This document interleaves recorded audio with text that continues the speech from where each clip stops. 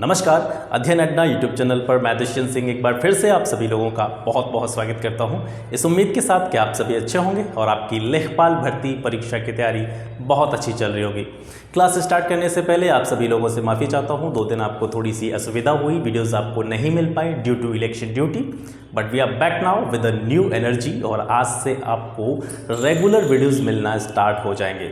ग्राम समाज एवं विकास में पिछली क्लास तक हमने 73वें संविधान संशोधन को डिस्कस कर लिया था, जिसपे हमने ग्रामीण स्थायी स्वशासन पद्धति के बारे में बात की थी, पंचायती राज को डिस्कस किया था। त्रिस्तरीय पंचायती प्रणाली कैसी है, त्रिस्तरीय पंचायती राज व्यवस्था क्या होती है, इसको हम पिछली क्लास में डिस्कस कर चुके हैं। उसी से आगे बढ़ते हुए आज की इस क्लास में हम बात करने वाले हैं 74th कॉन्स्टिट्यूशनल अमेंडमेंट यानी 74वें संविधान संशोधन के बारे में। इस क्लास में जानेंगे कि 74वें संविधान संशोधन के द्वारा किस तरह जो शहरी स्थायी स्वशासन होता है, नगर पालिकाएँ होती हैं, नगर पंचायतें होती हैं, नगर निगम होते हैं, इनको संवैधानिक दर्जा किस तरीके से प्रदान किया गया, कौन कौन से प्रमुख संवैधानिक प्रावधान इसमें किए गए, इसके साथ साथ आपके एग्ज़ाम के पॉइंट ऑफ व्यू से कौन कौन से क्वेश्चंस यहाँ से बनने की संभावना बन रही है, उन सभी चीज़ों के बारे में डिस्कस करेंगे। तो चलिए क्लासेस स्टार्ट करते हैं और बात करते हैं 74वें संविधान संशोधन के बारे में।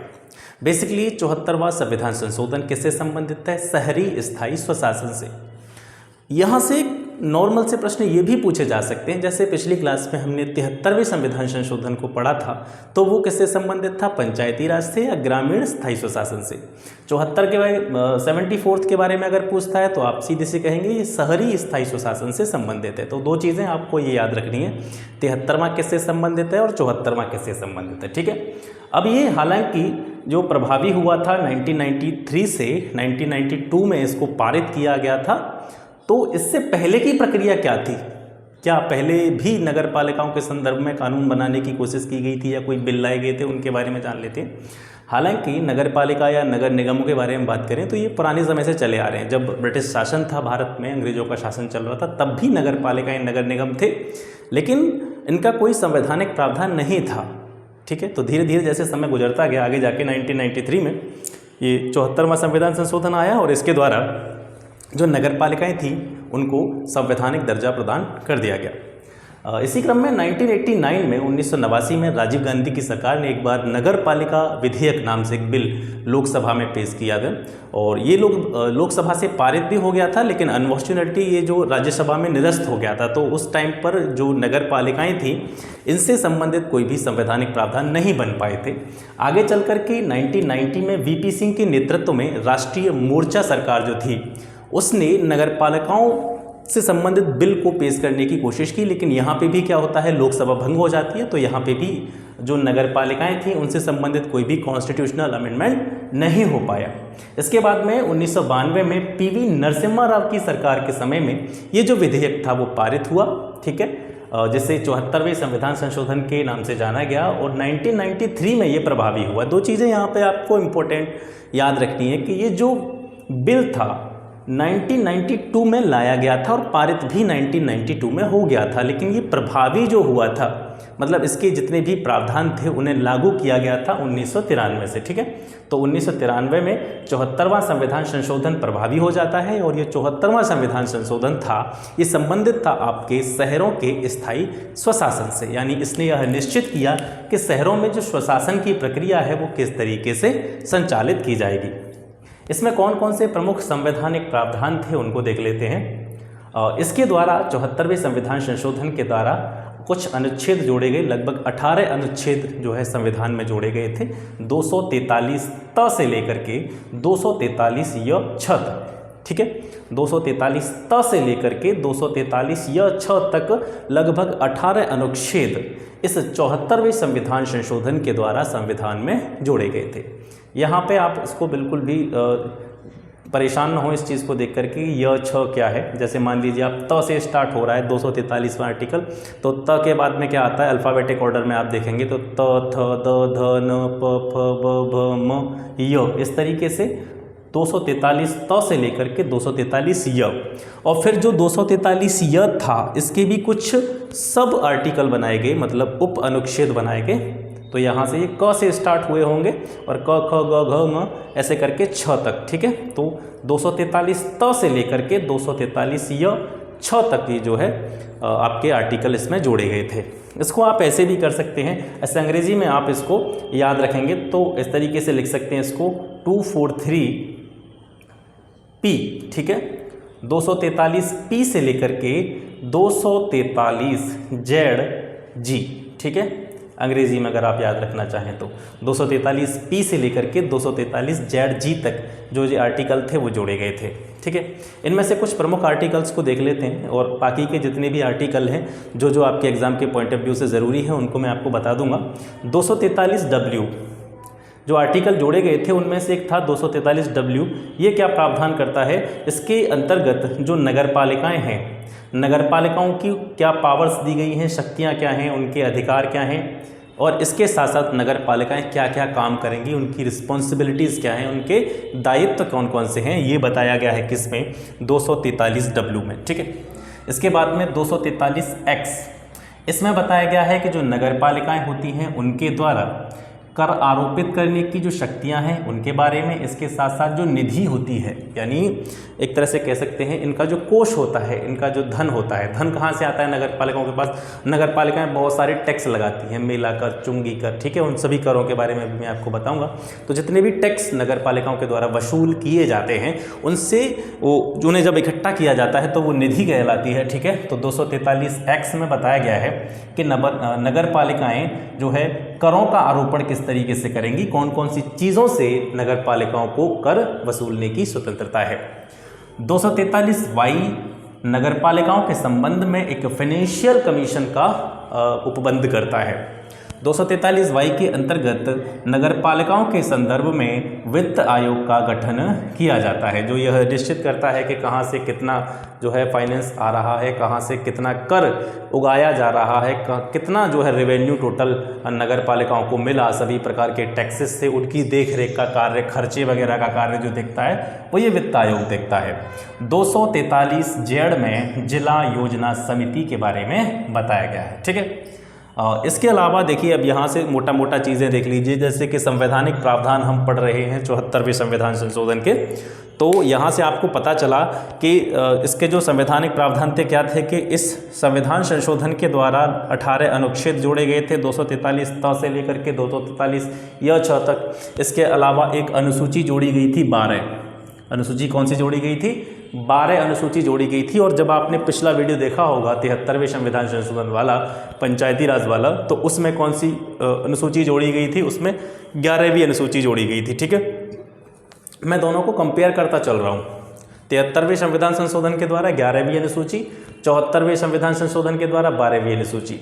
12वीं अनुसूची में जो नगर पालिकाएं के बारे में हम बात करें, नगर पालिकाओं से संबंधित कितने विषय थे, 18 विषय थे, सब्जेक्ट्स कह सकते हैं इनको, ठीक है। वस्तुएं भी इनको कहा जा सकता है, जैसे मैंने आपको पिछली वीडियोस में बताया था। तो अनुसूची 12 के अंतर्गत नगर पालिकाओं से जुड़ी हुई 18 वस्तुएं हैं, 18 विषय हैं या 18 कार्य हैं। और 73वें संविधान संशोधन के द्वारा अनुसूची 11 और 74वें संविधान संशोधन के द्वारा अनुसूची 12 जोड़ी गई। आपने देखा होगा जब 73वें संविधान के बारे में पढ़ रहे थे हम, तो उसमें भाग 9 जोड़ा गया था। कितना भाग जोड़ा गया था, भाग 9 जोड़ा गया था। 74वें संविधान संशोधन के द्वारा भाग 9A या फिर 9क, ठीक है, कुछ भी कह सकते हैं इसको, 9A या 9क।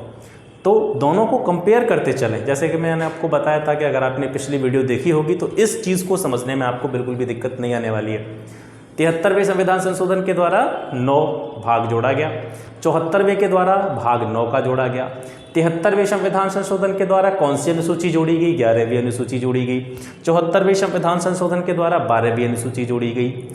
73वें संविधान संशोधन के द्वारा जो 11वीं अनुसूची जोड़ी गई थी उसमें कितने विषय थे पंचायतों से जुड़े हुए, 29 विषय थे जिनके बारे में मैंने आपको बताया था। और 74वें संविधान संशोधन के द्वारा जो 12वीं अनुसूची जोड़ी गई थी इसमें कितने विषय थे नगर पालिकाओं से जुड़े हुए, 18, ठीक है। तो ये चीज़ें आपको याद रखनी है। जनरली 3 प्रकार की नगर पालिकाएँ होती हैं, यानी यहाँ भी 3 स्तर देखने को मिलते हैं, 3 लेवल देखने को मिलते हैं। जैसे आपने पंचायती राज में पढ़ा था, 3 तरह की पंचायतों के बारे में हमने वहाँ पे जाना था। तो यहाँ पे भी शहरी स्थायी स्वशासन की जब बात आती तो यहाँ पे भी पंचायतों के जो नगर पालिकाएँ हैं इनके 3 स्तर देखने को मिलते हैं। पहली नगर पंचायत होती हैं, दूसरी नगर पालिकाएँ होती हैं, इन्हें नगर पालिका परिषद भी कहा जाता है, और तीसरा नगर निगम होता है। अब इनको थोड़ा सा देख लेते हैं, इनको थोड़ा सा डिफाइन करने की कोशिश करते हैं। नगर पंचायत किसे कहते हैं, ठीक है। नगर पंचायत का दर्जा उस क्षेत्र को दिया जाता है जहां जनरली पहले से ग्रामीण पॉपुलेशन थी और धीरे धीरे उस ग्रामीण पॉपुलेशन का क्या हो रहा है, संक्रमण हो रहा है, किसकी तरफ हो रहा है, शहरी क्षेत्र की तरफ, ठीक है। तो धीरे धीरे जो ग्रामीण पॉपुलेशन है वो शहरों की तरफ पलायन करती जा रही है, शहरों में तब्दील होती जा रही है। उन क्षेत्रों को नगर पंचायतों के अंतर्गत रखा जाता है। और जनरली अगर देखा जाए अकॉर्डिंग टू पॉपुलेशन के हिसाब से जो नगर पंचायतें होती हैं इनकी जनसंख्या मानी जाती है लगभग 10,000। माने जाने का मतलब क्या है कि जो ऐसा क्षेत्र जहां 10,000 की पॉपुलेशन रहती है उसे नगर पंचायत का दर्जा दिया जा सकता है, ठीक है। दूसरा है नगर पालिका परिषद। नगर पालिका परिषद क्या होते हैं, जो होते हैं शहरी क्षेत्र, लेकिन कैसे शहरी क्षेत्र होते हैं, छोटे, मतलब छोटा मोटा कोई टाउन हो गया, छोटा मोटा कोई कस्बा हो गया, जहां हम कह सकते हैं एक तरह से हम बेसिकली समझने की कोशिश करें तो गांव और शहर के बीच का जो क्षेत्र होता है, छोटा सा टाउन होता है, वहाँ नगर पालिकाएँ होती हैं। और अकॉर्डिंग टू पॉपुलेशन बात करें तो यहाँ की जो जनसंख्या होती है 10,000 से लेकर के 20,000 के बीच में होती है, ठीक है। सॉरी, मैंने यहाँ पे थोड़ा गलत बता दिया, यानी इसकी जो नगर पंचायत की मिनिमम पॉपुलेशन 10,000 और यहाँ की 20,000, ठीक है। ऐसे आप याद रखेंगे। मिनिमम 20,000 पॉपुलेशन जिस जगह पे होती है उसको नगर पालिका का दर्जा दे दिया जाता है। नगर निगमों की बात करें तो नगर निगम बड़े शहरों के संदर्भ में यूज होता है और यहाँ की जो मिनिमम जनसंख्या मानी जाती है लगभग मानी जाती है 3 लाख। 3 लाख से ज़्यादा पॉपुलेशन जिस जगह पर होती है उसे नगर निगम में शामिल किया जा सकता है। अच्छा, इसको शामिल कौन करता है, ये किसके अधिकार क्षेत्र में है। जैसे स्थानीय स्वशासन का जो विषय है, लोकल सेल्फ गवर्नेंस की बात हम कर रहे हैं, तो स्थानीय स्वशासन का जो विषय है ये किस सूची का विषय है। जैसे 3 सूचियाँ आपने पढ़ी होंगी, एक राज्य सूची होती है, संघ सूची होती है, एक समवर्ती सूची होती है। राज्य सूची वह सूची होती है जिस पर राज्यों को राज्य सूची के अंतर्गत जितने भी विषय होते हैं उन पर राज्यों को जो भी विधान होते हैं या जो भी नियम होते हैं, कानून होते हैं, वो बनाने का अधिकार होता है। केंद्र सूची के अंतर्गत या संघ सूची के अंतर्गत जितने विषय आते हैं उन पर कानून बनाने की, नियम बनाने की शक्तियाँ केंद्र सरकार के पास होती हैं। और समवर्ती सूची ऐसी सूची होती है जिस पर केंद्र और राज्य दोनों ही अपने जो है कानून बना सकते हैं। तो हम यहाँ पर स्थानीय स्वशासन की बात कर रहे हैं। ग्रामीण स्थायी स्वशासन हमने पिछली क्लास में पढ़ा था, यहाँ पे हम शहरी स्थायी स्वशासन की बात कर रहे हैं। तो स्थायी स्वशासन जो शब्द है ये किस सूची का विषय है, ये राज्य सूची का विषय है, ठीक है। राज्य सूची का विषय है स्थायी स्वशासन।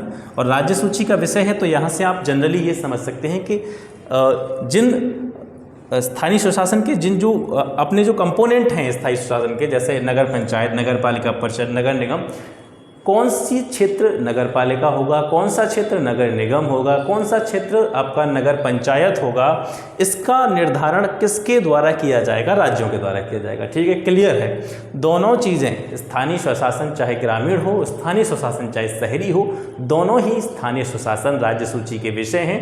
और नगर पंचायतें, नगर पालिका परिषद, नगर निगम किस क्षेत्र को कहा जाएगा इसका निर्धारण भी राज्य सरकार के द्वारा किया जाता है। मतलब वो जो मानदंड स्थापित करेगी, वो जो रूल्स बनाएगी, जो एक तरह से हम कह सकते हैं क्राइटेरिया निर्धारित करेगी इन चीज़ों के लिए, तो वो राज्य सरकार निर्धारित करेगी, ठीक है। इसके अलावा 3 लाख या अधिक जनसंख्या वाली नगर पालिका के क्षेत्र के तहत 1 या अधिक वार्डों को मिलाकर वार्ड समिति गठित होगी। जैसे मान लीजिए हम नगर पालिका के बारे में बात कर रहे थे, नगर पालिका की जो मिनिमम पॉपुलेशन होती है 20,000 होती है, 20,000 से कम नहीं हो सकती। 20,000 से ज़्यादा की पॉपुलेशन होगी तो वो नगर पालिका कहलाएगा। लेकिन नगर पालिका कोई ऐसी नगर पालिका हो गई धीरे धीरे उसकी पॉपुलेशन बढ़ के 3 लाख तक पहुँच गई, ठीक है। 3 लाख तक पहुँच गई तो 3 लाख की जनसंख्या वाली अगर कोई नगर पालिका है, हालांकि 3 लाख से अधिक वाला जो क्षेत्र होगा वो नगर निगम के अंतर्गत आ सकता है। लेकिन अगर किसी नगर पालिका की जो जनसंख्या है वो 3 लाख के करीब पहुंच जाती है तो वहां पर क्या होता है, उस क्षेत्र के तहत 1 या अधिक वार्ड जो होते हैं, यानी नगर पालिका, जैसे आप भी किसी न किसी कस्बे के आसपास रहे होंगे, देखा होगा आपने, नगर पालिकाएं होती हैं छोटे छोटे कस्बों में, तो वो उसका जो विभाजन किया जाता है, उसका डिस्ट्रीब्यूशन किया जाता है, वो वार्डों में किया जाता है। तो यहाँ पर क्या किया जाता है, जब नगर पालिका की संख्या 3 लाख के आसपास पहुँच जाती है तो 1 या अधिक वार्डों को मिला करके वार्ड समिति यहाँ पर गठित की जाती है, ठीक है। कुछ इंपॉर्टेंट पॉइंट्स को देख लेते हैं। जैसे कि मैं बात कर रहा था, नगर निगम या नगर पालिकाएं आज की दिन ये तो काफ़ी समय से चले आ रहे थे, लेकिन फ़र्क इतना था कि इनका कोई भी संवैधानिक प्रावधान नहीं था, यानी इनको संवैधानिक दर्जा, कानूनी दर्जा प्रदान नहीं किया गया था। तो इस संबंध में जो पहला नगर निगम था वो स्थापित किया गया था मद्रास में 1688 में। याद रखेंगे, बहुत इंपॉर्टेंट क्वेश्चन है। पहला नगर निगम स्थापित किया गया था मद्रास में 1688 में। इसके बाद में 1726 में कलकत्ता और बम्बई में भी नगर निगमों की स्थापना होती है। सबसे पहला नगर निगम मद्रास में, ये कई बार प्रश्न आया, आप देखेंगे वीडियो के एग्जाम में भी ये प्रश्न देखने को मिला था। इसके अलावा जो आपका चकबंदी लेखपाल है उसमें भी ये देखने को मिला था, तो ये काफ़ी इंपॉर्टेंट क्वेश्चन है। तो पहला नगर निगम मद्रास में 1688 में, इसके अलावा कलकत्ता, बम्बई, इनमें भी 1726 तक नगर निगम स्थापित कर दिए गए थे। स्थानीय स्वशासन की हम बात कर रहे हैं। भारत में स्थानीय स्वशासन का पिता किसको कहा जाता है? लॉर्ड रिपन को भारत में स्थायी स्वशासन का पिता कहा जाता है। इसने स्थायी स्वशासन की पद्धति को लागू किया था सबसे पहले भारत में। इसके अलावा जो स्थानीय स्वशासन, मैंने जैसे अभी बात की थी कि स्थानीय स्वशासन जो है ये किस सूची का विषय है, ये किस सूची का विषय है? राज्य सूची का विषय है। तो स्थानीय स्वशासन को प्रांतीय विषय, प्रांत मतलब राज्य ही होते हैं, ठीक है, तो राज्य सूची या प्रांतीय सूची एक ही बात होती है। तो स्थानीय स्वशासन को प्रांतीय विषय के अंतर्गत सम्मिलित कब किया गया था या किसके द्वारा किया गया था? तो ये किया गया था भारत शासन अधिनियम 1935 के द्वारा, गवर्नमेंट ऑफ इंडिया एक्ट 1935 के द्वारा स्थानीय स्वशासन को प्रांतीय विषय का दर्जा दे दिया गया था।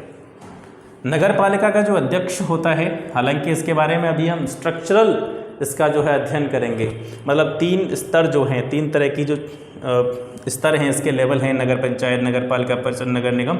इनको हम अलग अलग तरीके से, नगर पालिका का चुनाव कैसे होता है, कार्यकाल कैसे होता है, भंग कैसे की जाती है, ठीक है, फिर दोबारा से जो है इसमें अविश्वास प्रस्ताव कैसे ला जाता है, इन सभी चीज़ों के बारे में अभी बात कर रहे हैं। तो नगर पालिका अध्यक्ष के निर्वाचन के लिए राज्य विधानमंडल उपबंध बना सकता है, ठीक है। ये मोस्ट इम्पोर्टेंट चीज़ है कि जो नगर पालिका का अध्यक्ष निर्वाचित किया जाता है, ये तीनों ही चीज़ें हैं, चाहे नगर पंचायत की बात करें या नगर पालिका परिषद की बात करें या नगर निगम की बात करें, तीनों के ही जो अध्यक्ष होते हैं, ठीक है, तीनों के ही जो अध्यक्ष होते हैं वो प्रत्यक्ष निर्वाचन के द्वारा चुने जाते हैं, यानी पब्लिक उनको चुनती है।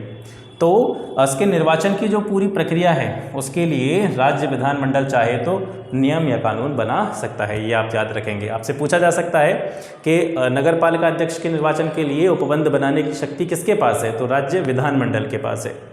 इसके अलावा पंचायतों में आपने देखा होगा SC ST के लिए सीटों का आरक्षण किया गया है। SC ST यानी अनुसूचित जाति और अनुसूचित जनजाति के लिए जो सीटों का आरक्षण या रिजर्वेशन की व्यवस्था की गई है वो किसके आधार पर की जाती है? जनसंख्या के अनुपात में, ठीक है, जनसंख्या के अनुपात में।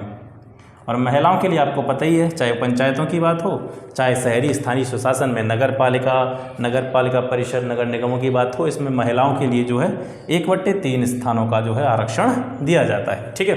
तो ये सारी चीज़ें काफ़ी इंपॉर्टेंट हैं। सबसे पहले जब मैं इसको साफ़ करूँगा और आगे के हम चीज़ों पर बढ़ेंगे, तब तक आप इसका स्क्रीनशॉट लें, फिर आगे की बात करते हैं। इसके बाद आता है आर्टिकल 243(फ). 243(फ) में क्या प्रावधान किए गए हैं कि जितने भी जो नगरीय शासन के बारे में हम बात कर रहे हैं या शहरी शासन के बारे में बात करें, तो शहरी शासन के जो 3 स्तर हैं, नगर पंचायत, नगर पालिका, नगर निगम, इन तीनों के जो अध्यक्ष निर्वाचित किए जाते हैं उनकी योग्यता, ठीक है, इनके अध्यक्ष निर्वाचित होने के लिए जो मिनिमम योग्यता होती है वो बताई गई है आर्टिकल 243(फ) में, ठीक है। तो याद रखेंगे आप आर्टिकल 243(फ), इसमें योग्यताएं हैं। और चाहे नगर पंचायत की बात करें, चाहे नगर पालिका की बात करें, चाहे नगर निगम की बात करें, इन तीनों के जो अध्यक्ष निर्वाचित होते हैं उनके लिए मिनिमम आयु 21 वर्ष निर्धारित की गई है। इसके साथ साथ जो नगर पंचायत का क्षेत्र है या नगर पालिका का क्षेत्र है या नगर निगम का क्षेत्र है, इनका जो भी व्यक्ति अध्यक्ष निर्वाचित किया जाएगा उसका नाम इस क्षेत्र की निर्वाचक नामावली में होना आवश्यक माना जाता है। यानी जो वोटिंग लिस्ट होती है पार्टिकुलर किसी एरिया की, चाहे वो नगर पंचायत का एरिया हो, चाहे नगर पालिका का हो या आपका जो है नगर निगम का हो, तो उनकी जो वोटिंग लिस्ट होगी, ठीक है, पंजीकृत मतदाता सूची जो होगी उसमें उसका नाम अनिवार्य रूप से होना चाहिए। आर्टिकल 243(प), इसमें इन सभी के कार्यकाल के बारे में बताया गया है, ठीक है, चाहे नगर पंचायत का कार्यकाल, चाहे नगर पालिका का कार्यकाल, चाहे नगर निगम का कार्यकाल, तीनों का ही जो कार्यकाल होता है वो 5 वर्ष होता है। इसके अलावा आपने जब पिछली वीडियो में पंचायती राज के बारे में पढ़ा था, त्रिस्तरीय पंचायती व्यवस्था के बारे में पढ़ा था, तो उसमें भी यही प्रोसेस था लगभग। कार्यकाल उनका भी 5 वर्ष था, ठीक है। अगर उनका विघटन हो जाता है, जैसे पंचायतों का विघटन हो जाता था, तो निश्चित रूप से 6 माह के अंतर्गत उसका पुनः जो है चुनाव किया जाना आवश्यक होता था। इसी तरीके से किसी नगर पंचायत का, नगर पालिका का या नगर निगम का विघटन हो जाता है, ठीक है, यानी इनके अध्यक्ष के प्रति कोई अविश्वास प्रस्ताव लाया गया या कोई भी रीज़न हुआ उसके कारण इसका विघटन हो गया, तो उसके विघटन के 6 माह के भीतर आवश्यक रूप से इसका चुनाव होना आवश्यक होता है, ठीक है। और कोई भी अविश्वास प्रस्ताव लाया गया तो 2 वर्ष के अंदर अविश्वास प्रस्ताव जो है फिर दोबारा से नहीं लाया जा सकता है। मान लीजिए किसी भी नगर पंचायत के अध्यक्ष के प्रति, नगर पालिका के अध्यक्ष के प्रति या नगर निगम के अध्यक्ष के प्रति कोई अविश्वास प्रस्ताव लाया गया है और वह पारित नहीं हुआ। एक स्थिति है कि अविश्वास प्रस्ताव लाया गया और वह पारित नहीं हुआ, तो उस तिथि से लेकर के आने वाले 2 सालों तक के बीच में फिर दोबारा से अविश्वास प्रस्ताव नहीं लाया जा सकता है। ये स्थिति जो थी पंचायतों के लिए 1 वर्ष थी शायद, ठीक है, इसको देख लीजिएगा आप। 1 वर्ष जो है पंचायतों के लिए थी, 2 वर्ष जो है वो नगरीय शासन के लिए है। अब जो नगरीय शासन का स्तर है उनको देखिए, 3 स्तर होते हैं इसके, नगर पंचायत, नगर पालिका, नगर निगम। जिस तरीके से पंचायतों के 3 स्तर होते थे ग्रामीण स्थायी स्वशासन के संदर्भ में, उसी तरीके से शहरी स्थायी स्वशासन के संबंध में नगरीय शासन जो होता है उसके भी 3 स्तर होते हैं, नगर पंचायत, नगर पालिका, नगर निगम, ठीक है। नगर पंचायत में जो इसका प्रमुख होता है उसे अध्यक्ष कहते हैं। अध्यक्ष के साथ साथ इसके साथ कई सारे सभासदों का चयन भी किया जाता है। जिस तरीके से पंचायतों में, जैसे ग्राम पंचायत की बात करें तो प्रधान का चुनाव होता था और प्रधान के साथ में क्या होते थे, सदस्य होते थे, ग्राम पंचायत के सदस्यों का चुनाव किया जाता था। उसी तरीके से नगर पंचायत में अध्यक्ष का चुनाव होता है और अध्यक्ष के साथ में किसका चुनाव होता है, सभासद का चुनाव। नगर पालिका के संदर्भ में बात करें तो यहाँ पे भी नगर पालिका अध्यक्ष का चुनाव होता है और उसके साथ साथ कई सारे जो है सभासदों का चुनाव होता है। नगर पालिका अध्यक्ष को जो है चेयरमैन भी कहा जाता है, ठीक है, काफ़ी जगह पे देखा होगा आपने, तो इस अध्यक्ष को चेयरमैन भी कह सकते हैं। नगर पालिका का अध्यक्ष और उसके साथ में कई सारे सभासदों का चुनाव होता है। नगर निगम के संदर्भ में बात करें तो यहाँ पर इसका जो अध्यक्ष होता है वो मेयर होता है। मेयर को महापौर के नाम से भी जाना जाता है, ध्यान रखेंगे, मेयर या महापौर। तो नगर निगम का जो प्रमुख होता है उसको कहते हैं मेयर या फिर महापौर, और मेयर के साथ साथ यहाँ पे भी जो है सभासदों का चुनाव किया जाता है। ये तीनों स्तर जो हैं, चाहे वो नगर पंचायत हो, नगर पालिका हो, नगर निगम हो, तीनों स्तरों पर चाहे अध्यक्ष, सभासदों तो सभासद तो सारे में ही हैं, चाहे अध्यक्ष हो किसका, नगर पंचायत का, चाहे नगर पालिका का अध्यक्ष चेयरमैन हो या फिर नगर निगम का अध्यक्ष मेयर या महापौर हो, सभी का चुनाव प्रत्यक्ष रूप से किया जाता है, यानी प्रत्यक्ष रूप से जनता के द्वारा इन्हें चुना जाता है। इन तीनों स्तरों में 3 प्रकार के सदस्य होते हैं, ठीक है। 3 प्रकार के सदस्य कौन कौन से होते हैं? एक तो वे सदस्य होते हैं जिन्हें निर्वाचित किया जाता है, यानी जनता जिनको चुनती है, जिनके बारे में भी हम बात कर रहे थे, चाहे वो अध्यक्ष है, चेयरमैन है, मेयर है, महापौर है, इन सभी को प्रत्यक्ष रूप से निर्वाचित किया जाता है। तो एक तरह के सदस्य तो ये हो गए आपके। दूसरे होते हैं पदेन सदस्य और तीसरे होते हैं आपके मनोनीत सदस्य। तो पदेन सदस्य कौन कौन से होते हैं? जैसे आपकी विधानसभा हो गई, विधान परिषद हो गई, लोकसभा हो गई, राज्यसभा हो गई, ये 4, इसको और अच्छी तरीके से समझ लीजिए। पदेन सदस्यों की हम बात कर रहे हैं, ठीक है। तो लोकसभा, राज्यसभा, इसके अलावा विधानसभा और आपका विधान परिषद। अब इस चीज़ को समझिएगा थोड़ा ध्यान से। जैसे हम बात करें आपकी नगर पालिका या नगर निगम की, तो नगर पालिका, नगर निगम या नगर पंचायत, तीनों में ही 3 प्रकार के सदस्य होते हैं, निर्वाचित, पदेन, मनोनीत। निर्वाचित आपकी समझ में इजीली पता ही है आपको, जिनका चुनाव जो है प्रत्यक्ष रूप से किया जा रहा है। पदेन का मतलब है लोकसभा या राज्यसभा का कोई सांसद हो गया या विधानसभा का कोई आपका विधायक वगैरह हो गया। तो ये पार्टिकुलर जो नगर पालिका है, मान लीजिए इसी नगर पालिका के क्षेत्र के अंतर्गत कोई ऐसा व्यक्ति है जो नगर पालिका जो है जिस विधानसभा के अंतर्गत आ रही है या संसदीय क्षेत्र के अंतर्गत आ रही है, यहीं से कोई व्यक्ति ऐसा है जो यहाँ का क्या है, मौजूदा सांसद है, ठीक है, या विधायक है, तो वो ऑटोमेटिकली नगर पालिका का या नगर निगम का या नगर पंचायत का पदेन सदस्य माना जाएगा। समझ में आ रहा है? फिर दोबारा से समझेंगे। जैसे कोई भी नगर पालिका है, ठीक है, कोई भी पार्टिकुलर एरिया है, वहाँ पर कोई नगर पालिका है या नगर निगम है या फिर आपका नगर पंचायत है, उसी जगह का कोई व्यक्ति या उस विधानसभा क्षेत्र का कोई व्यक्ति वर्तमान में मौजूदा समय में सांसद है, विधायक है, ठीक है, यानी लोकसभा, राज्यसभा, विधानसभा, विधान परिषद, इनमें से किसी का भी सदस्य निर्वाचित है और वर्तमान में वह उस पद पर कार्य कर रहा है, उसके अंतर्गत कोई भी नगर पालिका हो, नगर निगम हो, नगर पंचायत हो, जितनी भी ये चीज़ें आएंगी उसका वो ऑटोमेटिकली अपने आप ही क्या माना जाएगा, पदेन सदस्य माना जाएगा। लेकिन इसकी एक शर्त होती है, वो शर्त ये होती है कि मान लीजिए इस नगर पालिका किसी विधानसभा क्षेत्र के अंतर्गत आ रही है और वहाँ का कोई विधायक है, उस विधायक के अंतर्गत ये नगर पालिका है, तो इसका वह पदेन सदस्य तभी माना जाएगा जब यहाँ की जो वोटिंग लिस्ट होगी, निर्वाचक मतदाता सूची होगी, उस मतदाता सूची में उसका नाम होना चाहिए, ठीक है। उसका अगर नाम होगा तो ऑटोमेटिकली वह जो है इन तीनों स्तरों में से किसी भी स्तर की बात की जाए उसका क्या हो जाएगा, उसका पदेन सदस्य हो जाएगा। और तीसरा होता है मनोनीत। मनोनीत सदस्य जो है, कुछ सदस्यों को मनोनीत किया जाता है और इनके संबंध में नगर पंचायत, नगर पालिका, नगर निगम के संबंध में राज्यपाल के द्वारा कुछ सदस्यों को क्या किया जाता है, मनोनीत किया जाता है, ठीक है। इतनी सारी चीज़ें आप यहाँ से समझ सकते हैं। अगर आपसे पूछा जाए कि जो शहरी शासन होता है, ठीक है, नगरीय शासन, यह कितने प्रकार का होता है। देखिए ये स्तर है, कंफ्यूज नहीं होना है। जो हमने बताया यहाँ पे, ये त्रिस्तरीय व्यवस्था है जिसका संवैधानिक प्रावधान है। नगर पंचायत, नगर पालिका, नगर निगम, ये नगरीय शासन के 3 स्तर हैं। लेकिन जो नगरीय शासन होता है वो कितने प्रकार का होता है, ठीक है, वो 8 प्रकार का होता है। ये याद रखेंगे, नंबर आपको याद रखना है।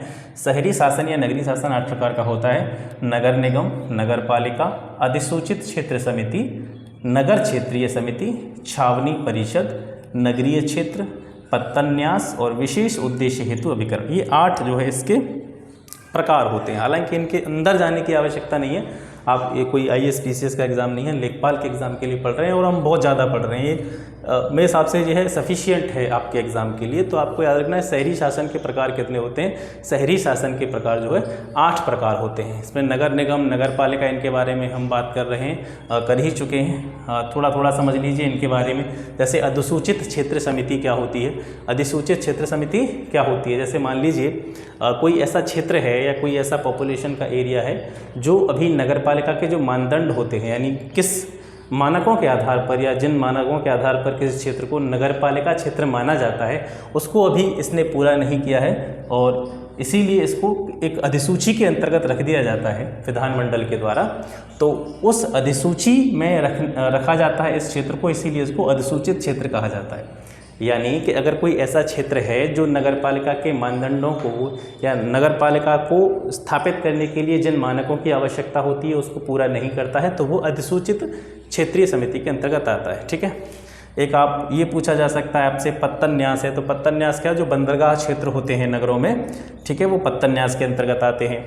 विशेष उद्देश्य हेतु अभिकरण, किसी विशेष उद्देश्य के लिए अगर किसी क्षेत्र का गठन किया गया है तो वो विशेष उद्देश्य के लिए आ जाता है, ठीक है। नगरीय क्षेत्र आप समझ ही रहे हैं, नगरीय क्षेत्र के बारे में नाम से ही पता चल रहा है, ठीक है। तो ये सारी चीज़ें, इनके अंदर जाने की जरूरत नहीं है, आप इनके नाम ही याद रखेंगे, ये सफिशिएंट है मेरे हिसाब से। एक सबसे इम्पोर्टेंट चीज़ आपसे ये पूछी जा सकती है कि नगरीय क्षेत्र का निर्धारण किस तरीके से किया जाता है, मतलब आप किस क्षेत्र को नगरीय क्षेत्र कहेंगे। तो यहाँ पर थोड़ी सी आपको यहाँ पर मिसअंडरस्टैंडिंग हो सकती है, इसके बारे में हम बाद में बात करेंगे। नगरीय शासन अभी हमने पढ़ा था जिसमें हमने 3 स्तरों के बारे में पढ़ा था, नगर पंचायत, नगर पालिका, नगर निगम, ठीक है। एक तो ये नगरीय शासन का प्रकार हो गया। नगरीय शासन हम किसके संदर्भ में, शहरों के संदर्भ में या नगर के संदर्भ में बात कर रहे हैं, तो ये भी एक स्थायी स्वशासन था। और स्थायी स्वशासन किसके संदर्भ में था, ये शहरों के या नगरों के संदर्भ में। तो जैसा कि हमने बताया था कि जो नगरीय शासन है, चाहे वो नगरीय शासन है, चाहे वो आपका ग्रामीण स्थायी स्वशासन के अंतर्गत आ रहा है या फिर शहरी स्थायी स्वशासन के अंतर्गत आ रहा है, ये जो होता है राज्य सूची का विषय होता है। कौन सा क्षेत्र नगर पंचायत क्षेत्र होगा, कौन सा क्षेत्र नगर पालिका का क्षेत्र होगा, कौन सा क्षेत्र नगर निगम के अंतर्गत आएगा, ये सभी इसका निर्धारण राज्य करता है। और क्योंकि ये राज्य सूची का विषय है तो ऑब्वियसली नॉर्मल सी बात है कि राज्य ही इसका निर्धारण करेगा। लेकिन एक वृहद स्तर की अगर बात करें एक वृहद स्तर पर इस चीज़ का निर्धारण, यानी कौन सा क्षेत्र नगरीय क्षेत्र रहेगा, इसका निर्धारण जनरली किया जाता है। अभी हम इसका जो भी डाटा है इसके किसके अनुसार पढ़ रहे हैं, हम इसको सेंसस 2011 के अनुसार पढ़ रहे हैं। जनगणना के जो आंकड़े हैं 2011 के, जनगणना 2011 के आधार पर यह माना गया कि ऐसा क्षेत्र जिसकी न्यूनतम जनसंख्या 5000 हो और वहाँ पर जितने भी पुरुष कार्य कर रहे हैं, ठीक है, पुरुषों के संदर्भ में बात हो रही है। कार्यशील पुरुष मतलब, कार्यशील पुरुष का मतलब है ऐसे पुरुष जो किसी न किसी काम में लगे हुए हैं। तो जो कार्यशील पुरुष हैं, जितने भी कार्यशील पुरुष हैं, उनका 75% जो है वो गैर कृषि कार्यों में लगा हुआ होना चाहिए। मतलब कृषि से संबंधित कार्य वो नहीं करने चाहिए। अगर वो कृषि से संबंधित कार्य करेंगे तो वो ग्रामीण क्षेत्र में ही कंसिडर किया जाएगा। लेकिन ऐसा क्षेत्र जिनकी पॉपुलेशन 5000 है, मिनिमम 5000 है या 5000 से ज़्यादा है, और वहाँ पर जितने भी पुरुष किसी न किसी काम में लगे हुए हैं, तो उसमें क्या होना चाहिए कि वे कृषि कार्यों में न लगे हुए हों। कृषि कार्यों के अलावा क्या कर रहे हों, वो या तो कोई बिजनेस कर रहे हों, व्यापार कर रहे हों, या फिर किसी नौकरी पेशा वर्ग से आते हों, औद्योगिक इकाइयों में काम कर रहे हों। तो उन पुरुषों की संख्या 75% से ज़्यादा होनी चाहिए, यानी 75% पुरुष जो हैं वो गैर कृषि कार्यों में लगे हुए होनी चाहिए। 5000 की मिनिमम पॉपुलेशन होनी चाहिए। इसके साथ साथ जो जनसंख्या घनत्व है उस क्षेत्र का वो 400 व्यक्ति प्रति वर्ग किलोमीटर होना चाहिए, यानी 1 वर्ग किलोमीटर में लगभग 400 लोग निवास करते हों, ऐसा क्षेत्र नगरीय क्षेत्र के अंतर्गत आएगा। ठीक है।